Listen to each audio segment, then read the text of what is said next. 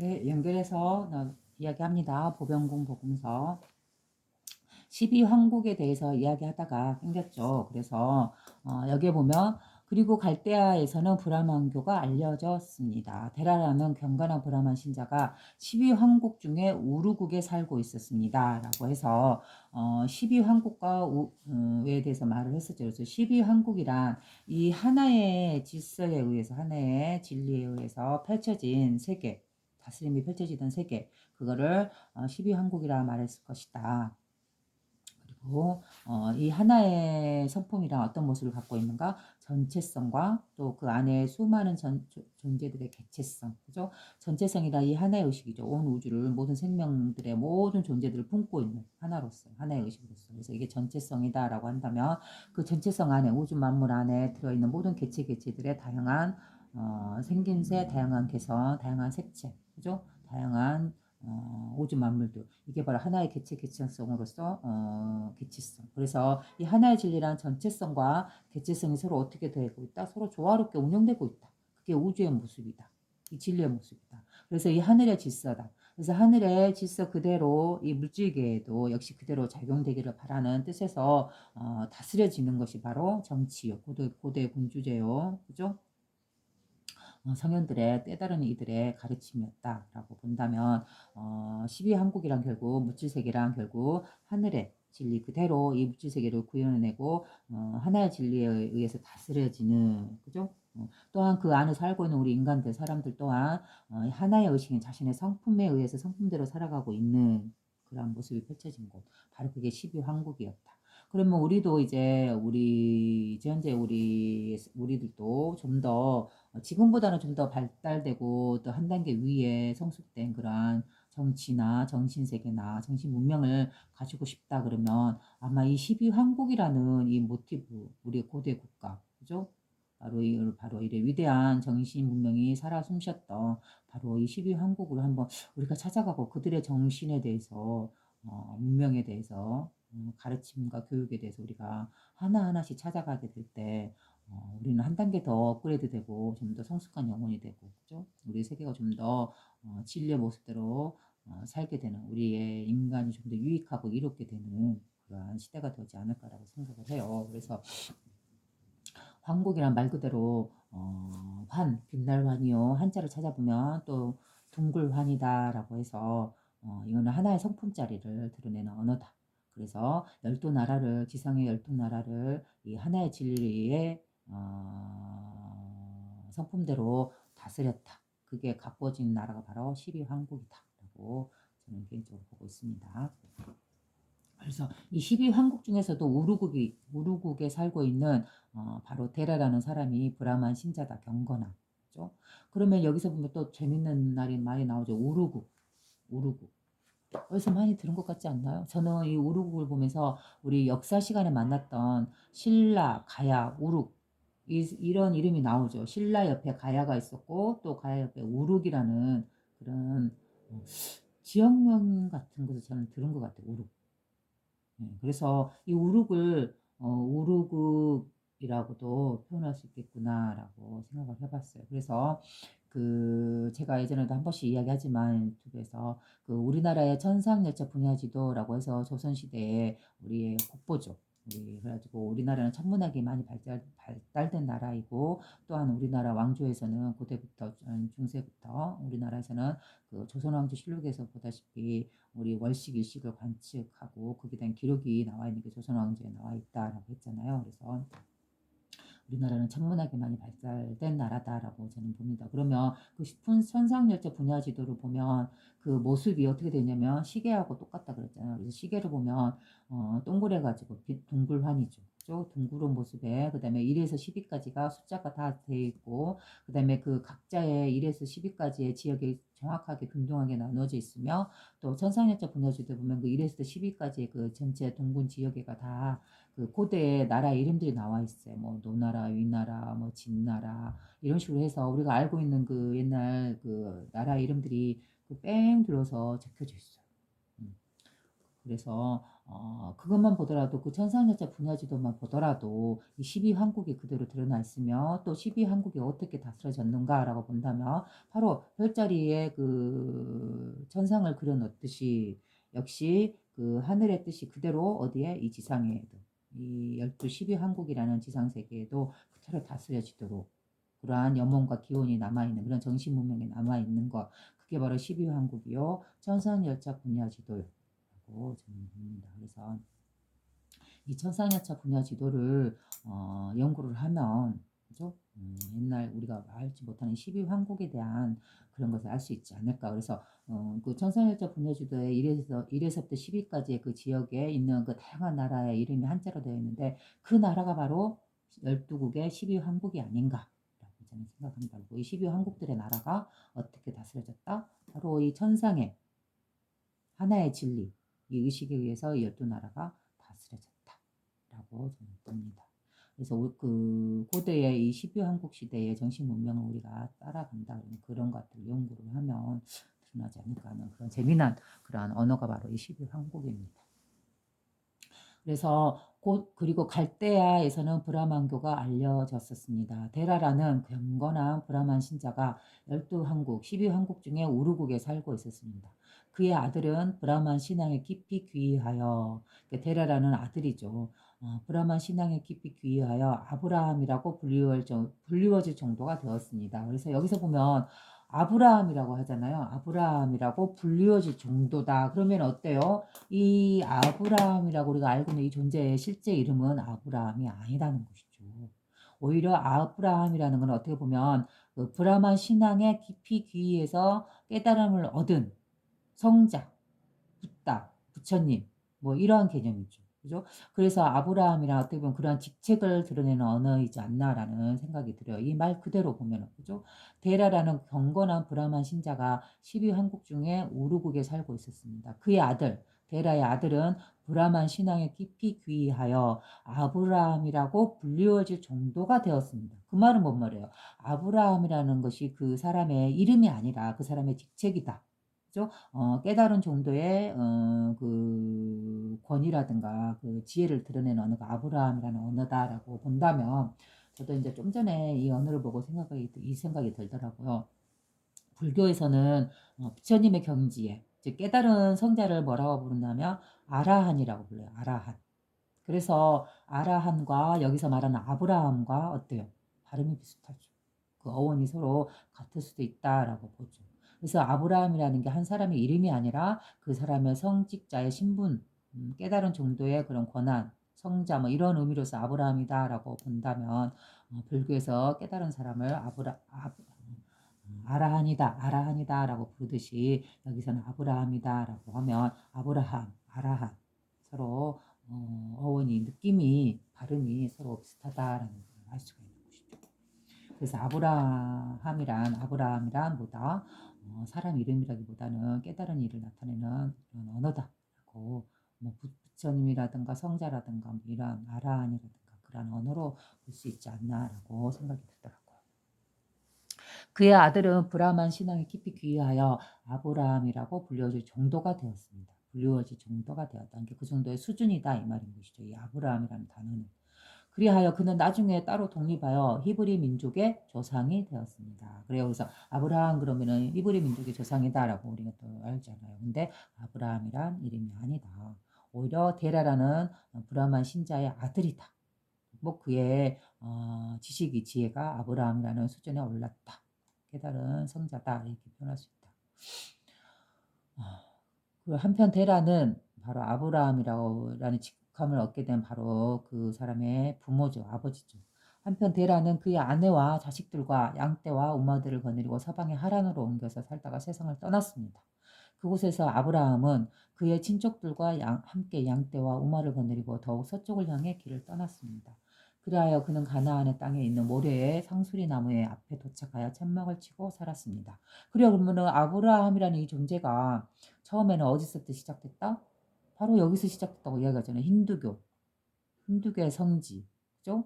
바로 어디? 브라마의 성지. 바로 옛날 동방에 살고 있는 한 민족. 여기서부터 아브라함이 자녀로서 그 지역의 아들로서 데라의 아들로서 태어나서 이 브라만교를 신성하게 공부하고 깨달았고 그리고 그의 아버지와 함께 가나안 땅으로 이사를 갔고 옮겨갔고 민족들과 같이. 근데 아버지는 돌아가시고 대신 아브라함이 그 대표가 됐다 이런 느낌이잖아요. 그죠? 그곳에서 아브라함은 그의 친족들과 함께 양떼와 우마를 거느리고 또 더욱 서쪽을 향해 길을 떠났습니다. 즉 동쪽에서 지금 서쪽을 향해서 계속 가고 있는 모습이죠. 그죠? 그럼 유대교는 어디가 시작점이에요? 바로 동쪽이죠. 그죠? 힌두교를 바탕을 두고 있는 동쪽의 한 민족인 것이죠. 그리하여 그는 가나안의 땅에 있는 모레의 상수리나무 앞에 도착하여 천막을 치고 살았습니다. 기근이 전국을 휩쓸었으므로 아브라함은 그의 친족들과 양떼들과 우마들을 데리고 애굽으로 왔습니다. 그리하여 이곳 조안에 기름진 평야에 천막을 치고 살았습니다. 그리하여 사람들은 지금도 아브라함이 살았던 평야의 저쪽을 찾을 수 있습니다. 그대는 어찌하여 아브라함이 왔느냐고 물을 것입니다. 그것은 이곳이 처음 시작하는 개척의 요람지이기 때문입니다. 온갖 미르적인 것들은 애굽 땅에 있습니다. 그러므로 교사들이 이곳에 찾아오는 것입니다. 그래서 여기 온갖 미르적인 것들은 어디에 있냐? 애굽 땅에 있다. 그래서 아마 이 미르적인 것들을 배우기 위해서 아브라함도 애굽으로 오지 않았나라는 이런 내용이 여기서 알 수가 있는 것이죠. 그죠? 그래서 그대는 어찌하여 아브라함이 이곳 애굽에 왔느냐고 물을 것입니다. 그것은 이곳이 바로 이 애굽이라는 곳이 바로 보다 처음 시작하는 개척의 요람지이기 때문입니다. 그래서 개척의 요람지란 보다 온갖 미르적인 것들을 배울 수 있는 바로 애굽이라는 곳이기 때문입니다. 그러므로 교사들이 이곳으로 찾아오는 이유입니다. 교사란 뭘까요? 바로 이 가르치는 존재들이죠. 이 하나의 의식이나 그 시대의 지혜를 가르치는 사람. 그래서 여기서 보면 미르다, 미르적이다, 숨겼다, 드러내지 않고 가르친다. 그래서 밀르 그러면 그 기독교의 그 나가마디 경전에 그런 또는 예수님의 가르침에 그런 것들의 특징이 뭐냐면 미르적이에요. 미르적. 그러니까 확 드러내서 가르치기보다는 약간 순화시켜서 이면에 저면에 이 언어의 이면에 숨어 있는 그 미르적인, 그죠? 암식적인, 암묵적인 이러한 뜻으로서 가르치는 거. 그래서 이 진리를 가르칠 때 보통 드러내서 확실하게 언어로 전달하는 것보다는 이렇게 드러내지 않은 무언의 또는 미리적인 감추어진 그죠? 이런 의미로서 많이 이 진리의 자리에서 드러내죠. 불교에서도 그렇고 선을 가르칠 때도 그렇고. 그래서 이 미르적이다라는 건 이 진리를 표현하는 그런 언어적인 것 같아요. 그 당시 뭐 이런 것도 있잖아요. 그 밀교라는 언어도 있잖아요. 불교에서 는 밀교. 그래서 바로 그 미르 그래서 드러내지 않고 숨겨서 은밀하게 가르치고 전수하는 이런 뜻이죠. 그래서 우리의 마음자리, 정신자리, 바로 이 하나의 의식자리, 이 자리를 미르적이다, 숨겨져 있다, 드러나지 않다라고 볼 수도 있는 것이죠. 또 미르적이라는 거는 바로 이 하나의 성품이 바로 그러하잖아요. 만물을 드러내고 물질화하고 창조시키고 그런 운영시키나 그러나 정작 자신은 이 하나의 의식은 어때요? 숨어있죠. 미르적이죠. 드러나지 않죠. 확 드러나 있지 않죠. 바탕이고 이면이고 근원에서 그죠? 뒤에서 배경에서 이렇게 모든 존재들을 움직이고 있죠. 그래서 그런 의미로서의 숨은 은미한 드러나지 않은 미세한 이런 느낌으로서의 미르적이다라고 볼 수 있는 것이죠. 그래서 온갖 미리적인 것들은 애굽 땅에 있습니다. 그래서 애굽 땅에서 이러한 진리에 대한 이 하나의 의식에 대한 가르침이 아주 풍성하게 이루어지고 있었다 그때 당시에 그렇죠? 이 아브라함이 있던 시대에는 이렇게 보는 것이죠. 그래서 교사들이 이곳으로 찾아오는 것입니다. 그러므로 아브라함도 역시 이 애굽 땅에 온 이유가 바로 이 미르적인 것들을 알고 배우기 위해서였다. 이런 식으로 말을 하고 있네요. 그렇죠? 그러나 어때요? 우리의 아브라함은 어떻게 한다고요? 바로 그 다음 장에 보면 이렇게 돼 있죠. 조안에서 아브라함은 천문학을 가르쳤으며 그래요. 천문학이란 그 시대의 고대 시대의 왕이나 집권자나 이 군주라든가 성직자라든가 대제사장이라든가 이러한 가장 상위층의 계급의 이러한 사람들만이 보고 배우는 게 바로 천문학이었어요. 바로 우주죠. 그죠?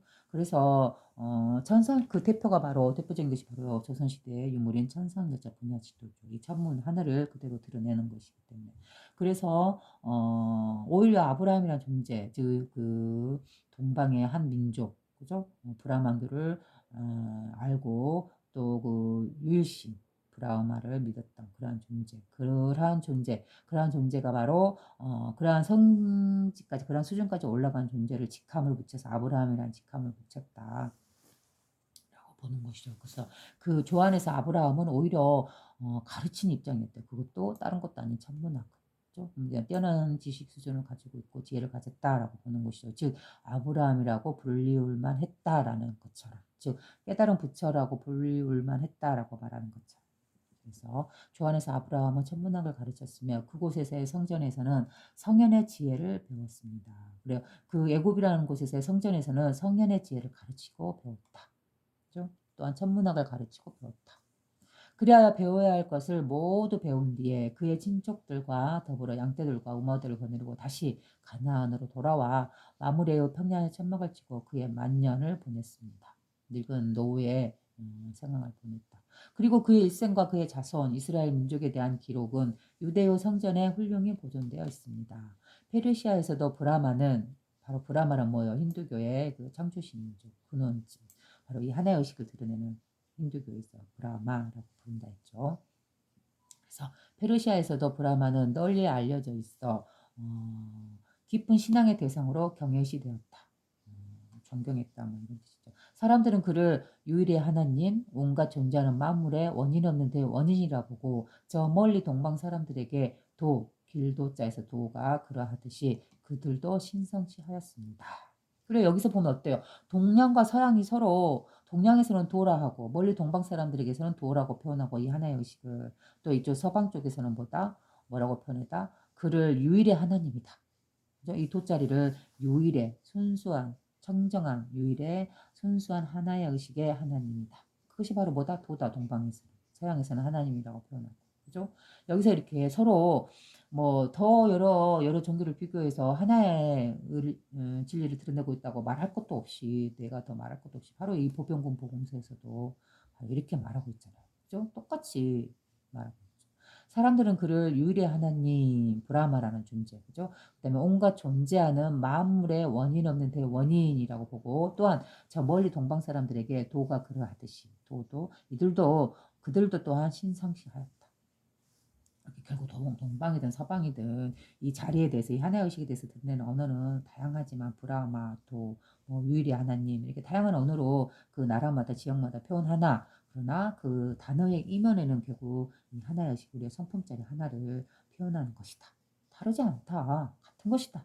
우리가 바로 이 보병군 보검서에서도 우리가 이 지혜를, 이 진리를 얻을 수 있는 것이죠.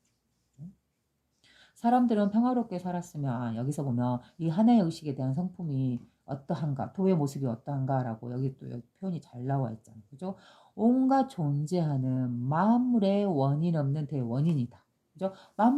온갖 존재하는 이 우주 만물에 그들을 있게 만드는, 창조하는 원인이 돼. 그죠? 원인이 돼. 또한 원인이 없는 원인이다. 그죠? 만물의 원인 없는 대원인이다. 네, 하대함이 없다. 이 말과 같은 말이죠. 하대함이 없다, 머무르되 머무름이 없다라는 언어는 불교에서 핵심적인 가르침, 이 성품자를 드러내는 언어거든요. 근데 여기서도 보병군 보검서에서도 이렇게 말하고 있잖아요. 온갖 존재하는 만물의 원인 없는 대원인. 근데 원인 없다라는 거는 머무름이 없다라는 거고, 또한 반대로 대원인이다라는 건 뭐예요? 머무르다라는 뜻이죠. 그 말이 달리 말해서 머무르되 머무름이 없다, 하대함이 없다. 그 말과 똑같이 만물의 원인 없는 대원인이다. 같은 말이죠. 그래서 이 하나의 성품의 그러하다 특성이, 그죠? 만물을 드러내고 창조시키는 그 원인이면서, 그죠? 만물의 원인이면서 또한 그 자신은 자치가 없고 어디가 있는지도 모르겠고 형체도 없고 색깔도 없고 빛깔도 없어요. 그죠? 그래서 텅 비어 있는 허공 것 같다 했잖아요. 그래서 원인이 없죠. 실체가 없죠. 그래서 만물의 원인 없는 대원인이다라고 이렇게 표현할 수 있는 것이죠. 그래서 이거를 역시 양쪽 다 동양이든 서양이든 다 신성시하였다. 사람들은 평화롭게 살았으며 공정으로 사회 전체를 지배했습니다. 그래서 공정이란 뭐야? 이 하나의 의식의 성품이 공정, 그죠? 공정함이죠. 평등함이죠. 그죠? 어떤 차별이나 선악이나 좋고 나쁨이나 귀하고 천함이나, 그죠? 더 가지고 못 가짐이라든가 이러한 분들이 없죠. 오로지 순수한 의식으로서 그 모든 존재들을, 모든 것들을 통합해서 순수하고 때묻지 않고 유일하게 독립적으로 성장한 의식으로서 보고 있는 이 하나의 의식. 그래서 이것을 유일히 하나님이다, 하나님의 의식이다라고도 표현하는 것이죠. 그래서 이 성품은 공정성이다. 근데 치우치지 않기 때문에, 그죠? 어떤 감정이 치우치지 않기 때문에, 어떤 좋은 감정이든 싫은 감정이든 치우치지 않고 늘 이 중심에 정정하게 거울의 의식으로서 첫 번째 순수 의식으로서 판정이나 결정 내리지 않는, 그죠? 이 의식으로서 공정하게 바라보고 있기 때문에, 그래서 이 성품을 공정이라고도 표현하는 것이죠. 그래서 사람들은 평화롭게 살았으며 공정으로 사회 전체를 지배했습니다. 여기 나오네요. 그리고 공정이 뭐예요? 이 공정이라는 말이 바로 이 하나의 의식의 성품이다라고 본다면 이 공정으로 뭐를 했다? 사회 전체를 지배했습니다. 바로 이 정치에 사회 전체를 다스리는 이 정치 이념회가 뭐가 있었다? 바로 이 하나의 의식, 이 군주의 의식, 군자, 군주, 주님, 그죠? 12황국의 이 하나의 의식. 이것이 공정한 성품이기 때문에 이 성품으로서 사회 전체를 지배했다. 즉, 이 공정한 하나의 의식의 성품으로서 사회를 다스렸다. 정치를 했다. 라고 볼 수 있는 것이죠. 그래서 이 공정한 하나의 의식은 모든 존재들을 평등하고 보고 자신과 같이 보기 때문에 어떻게 될까요? 사람들은 평화롭게 살 수밖에 없겠죠. 그죠? 분쟁과 투쟁과 싸움과 다툼과 내 것을 찾는 이런 타락적인 삶보다는 공정과 평화로움이 사회 전체를 지배할 수밖에 없었겠죠.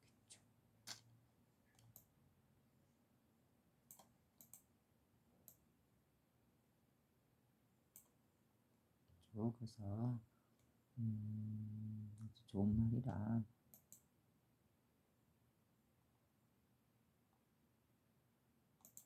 글을 좀 만들어주는데, 그러나 다른 나라에서와 마찬가지로 페르시아에서도 승려들이 자아와 자아의 욕망에 물든 나머지 영적인 힘과 사랑과 지혜를 짓밟았습니다. 그래요. 그러나 다른 나라에서와 마찬가지로 여기 페르시아에서도 즉 바로 아브라함이라는 이 존재가 원래는 그의 아버지가 어디 사람이죠? 바로 힌두교 브라만교가 형성했던 동양의 한 민족이었죠. 그죠? 그 민족이 에서 살다가 이 사람이 데라라는 사람이 서방으로 이사를 가죠. 움직이죠. 그 뭐 친척이나 동물들을 데리고. 그래서 그의 아들이 바로 아브라함이라는 직함을 가진 성자다, 뛰어난 붓다다, 성자다라고 볼 수 있는 아브라함이라는 직함을 가진 아들이 있었다. 그 아들이 또한 아버지 사후에 다시 서양으로 더 가죠. 그죠? 그래서 다시 이제 애굽으로 동쪽으로 다시 되돌아와 있는 이런 상태인 것이죠. 그러나 다른 나라에서와 마찬가지로 페르시아에서도 승려들이 자아와 자아의 욕망에 물든 나머지 영적인 힘과 사랑의 지혜를 질바봤습니다. 그래요. 영이라는 건 뭐예요? 우리의 순수 성품이 하나의 의식이죠. 이 영을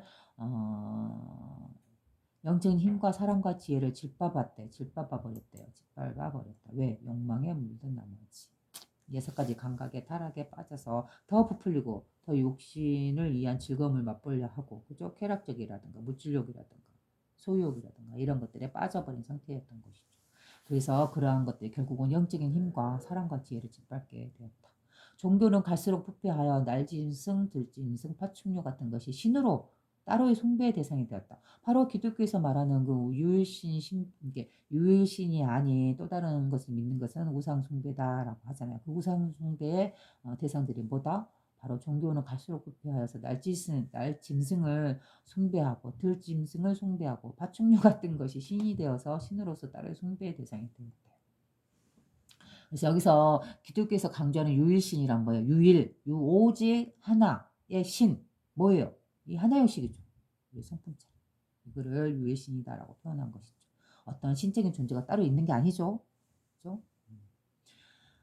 시대가 지나자 조로아스터라고 하는 높은 영이 수육하여 몸으로 드러나여 인간으로 태어났습니다. 그래서 여기 조로아스터교라고 나오죠. 저도 이거 처음 들어보는 언어인데, 조로아스터교는 그 뭐죠? 짜라도짜는 이렇게 말했다. 니체가 쓴 거. 거기에 보면 짜라도짜라는 인물이 다른 말로는 차라투스트라라고도 하죠. 근데 줄여서 짜라도짜. 이 사람이 바로 조로아스터를 창시한 사람인데, 짜라도짜의 가르침도 역시 제가 이제 영상으로 유튜브로 몇 번 올렸잖아요. 근데 그의 가르침도 역시 불교의 가르침과 다르지 않고 역시 예수님의 가르침인 이 기독교와도 다르지 않다. 라고 보는 것이죠. 그래서 시대가 지나자 조로아스터라고 하는 높은 영의 수준을 갖고 있는 사람이 몸으로 육화하여 인간으로 태어났습니다. 그는 고귀하고도 뛰어난 대령을 보았으며 대영, 큰 영, 바로 이 하나의 의식, 그죠? 자신의 성품, 자신의 참된 정신을 보았으며 온갖 인간이 설정한 신들의 약점을 꿰뚫어 보았습니다. 그래서 신들이란 뭐다? 온갖 일정이 인간이 만들어낸, 인간이 꾸며낸, 인간이 우상 숭배하기 위해서 만들어낸, 인간이 설정한 신들의 약점을 꿰뚫어 보았대요. 그가 입을 열어 말을 하면 페르시아의 모든 국민이 이에 귀를 기울였고, 그가 하나의 신, 죠? 하나의 민족, 하나의 신전을 부르짖을 때 우상의 제단은 쓰러지고 페르시아는 속죄를 받았습니다. 그러고 보면 이렇게 보면 그 니체가 쓴 짜라도짠이 이렇게 말했다 해서 조로아스터라는 사람이 살았던 가르침을 폈던 곳은 페르시아라는 곳이네요. 그죠? 여기 보병공복음제가 페르시아라는 말이 나오잖아요. 그죠? 그래서 그러나 사람들은 그의 신을 눈으로 확인해야만 믿으려 하였으며 그러자 조로아스터는 말했습니다. 왕자 근처에 서 있는 가장 위대한 대영 아우라 마즈다이다. 즉 그 시대의 언어로 그 뭐죠? 그 페르시아의 언어로서 이 위대한 큰 영, 이 하나의 의식을 아우라 마즈다다라고 또 다른 언어로 이제 그 시대 언어로 표현한 거죠. 이분은 태양의 빛 속에 그 모습을 나타내고 있다. 그래요. 태양, 빛, 뭐죠? 우리의 성품이죠. 이 자리를 우리는 제가 말했잖아요. 태양이란 하늘에 떠 있는 태양도 말하지만 그건 겉으로 드러나는 거고 태양의 특성을 봐보세요.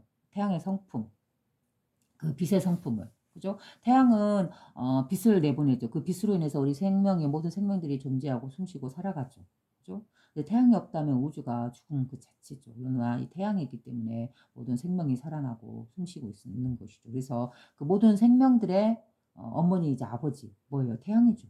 그리고 이 태양의 관찰해 보면 태양의 빛은 어때요? 빛이라는 거는 분명히 있어서 만물을 기르고 생육시키나 그러나 정작 이 빛은 어때요? 우리가 손으로 만질 수도 없고 빛은 그죠? 눈으로 어디 있는지 볼 수도 없고 어떤 형체도 없고 빛깔도 없고 맛도 없고 그죠? 어떻게 다 여기서부터 여기까지가 빛이 있다라고 말할 수도 없어. 그러나 분명히 이 빛은 모든 생명을 살리고 있죠. 그런데 하대함이 없이 하는 그죠? 만물의 원인이자 원인이 없는 바로 이 성품 차이 하나의 의식 그거를 표현하고 있는 거죠. 그래서 이분은 태양의 빛 속에 그 모습을 나타내고 있다. 그리하여 모든 사람들은 태양 속에서 아우라 마즈다를 보고 즉 이 하나의 의식을 보고 아우라 마즈다란 그 시대에 짜라두짜라는 사람이 쓴 이 하나의 의식에 대한 언어인 것이죠. 페르시아식 언어. 그죠? 그래서 그리하여 모든 사람들은 태양 속에서 이 빛 진리 속에서 아우다 마즈다를 보고 태양의 신전 앞에 엎드려 이를 경배했습니다. 그래요. 그래서 태양의 신전이란 말이 나오네요. 그래서 이거는 이집트에 보면 뭐 태양의 신전, 태양 숭배 이런 게 많이 나오잖아요. 근데 페르시아에서도 태양 신전과 태양 숭배가 있었나 봐요. 그래서 태양 신전 앞에 엎드려 경배했다라는 건 태양이란 뭐다? 우리 성품 차리다. 이 하나의 의식을 표현하는 거다. 단지 저 하늘에 떠 있는 이글이글 타고 있는 그 태양만을 말하는 건 아니다. 그죠? 그리고 페르시아는 마귀 교도들이 사는 나라로서 마귀 교도가 아까 그 조로아스터교라는 그 언어와 같은 거죠. 그래서 그리고 페르시아는 마귀 교도들이 사는 나라로서 그들 승려들은 마리아의 아들이 태어난 곳을 표시하는 별이 나타난 것을 보고 평화의 왕으로서 그를 경배한 최초의 사람들이었습니다. 즉 그 천문학이죠. 그죠? 별의 움직임을 관찰하고 그 별이 빛나고 있는 곳으로 찾아가서 저 별은 분명 성현의 별이다, 성현의 별이다라고 해서 메시아의 별이다라고 해서 그 별을 있는 곳을 쫓아가서 가봤더니 뭐예요? 그 말을 키우는 지푸라기 막 있는 그거를 뭐라고 표현하죠. 거기서 아기 예수님을 만나게 되고 그를 경배했다. 그 내용이 이렇게 나오잖아요. 동방에서 온 동방 박사들이 아기 예수님을 뭐 이렇게 뭐라 해야 될까요? 그걸 뭐라고 하죠? 경배했다라고 하잖아요. 그죠? 바로 그 내용이 여기서도 나와 있네요. 즉 그들이 한 행동이 뭘 근거로 한 거죠? 천문학이죠. 별의 움직임을 보고. 이렇게 나오네요. 그리고 페르시아는 마귀 교도들이 즉 마귀 교도들이란 뭐예요? 그거죠. 하늘을 보고 천문학을 연구하는 이러한 승려들이라고 볼 수 있는 것이죠. 존재들, 학자들, 박사들, 말 그대로 동방 박사들. 그죠? 마귀 교도들이 사는 나라로서 페르시아는 페르시아라는 나라가 동방 박사가 살던 나라다라고도 볼 수도 있겠네요. 그죠? 그래서 그리고 페르시아는 마귀 교도들이 사는 나라로서 그들 승려들은 마리아의 아들, 즉 예수가 태어난 곳을 표시하는 별이 나타나는 것을 보고, 즉 하늘의 움직임, 천문학을 읽고 보고 평화의 왕으로서, 그죠? 예수님께서는 이 진리의 성품을 드러내고 이 지상의 인류를 갖다가 평화롭게 이끌어가고자 했던 것이죠. 그래서 평화의 왕으로서 그를 경배한 최초의 사람들이었다. 조로아스터의 가르침과 율법은 아베스타 경전 안에 수록되어 있으므로 그대들이 읽을 수 있고 터득할 수도 있습니다. 그래서 조로아스터 짜라도장이 이렇게 말했다라는 저 니체가 쓴 저 책을 보면 조로아스터교나 불교의 가르침이나 부처님의 가르침이나 서로 다르지 않고, 또한 지금 여기 보병문 보공서 예수님의 가르침과도 다르지 않다. 그죠? 이 진리에 있어서는 어떻게 서로 다른 말을 할 수 있겠어요? 모두가 다 똑같은 말을 하겠죠. 다만 그걸 드러내는 그 시대의 언어와, 그죠? 그 드러내는 그 언어 개인의 성향이 묻어나서 서로 다르게 표현되고 있을 뿐, 그러나 결국은 이 진리에서는 서로 다르지 않다. 서로 같은 말을 하고 있다. 이 하나의 자리를 말하고 있다.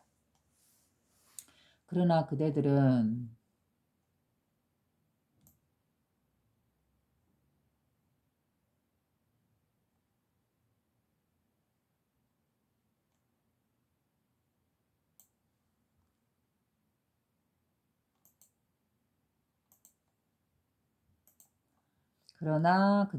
그 말씀이 생생히 살아서 생명이 되어 그 말씀이 내포하고 있는 교훈이 그대들의 머리와 심정으로 되기까지에는 말씀 자체는 아무런 가치가 없다는 것을 알지 않으면 안 됩니다. 그래요.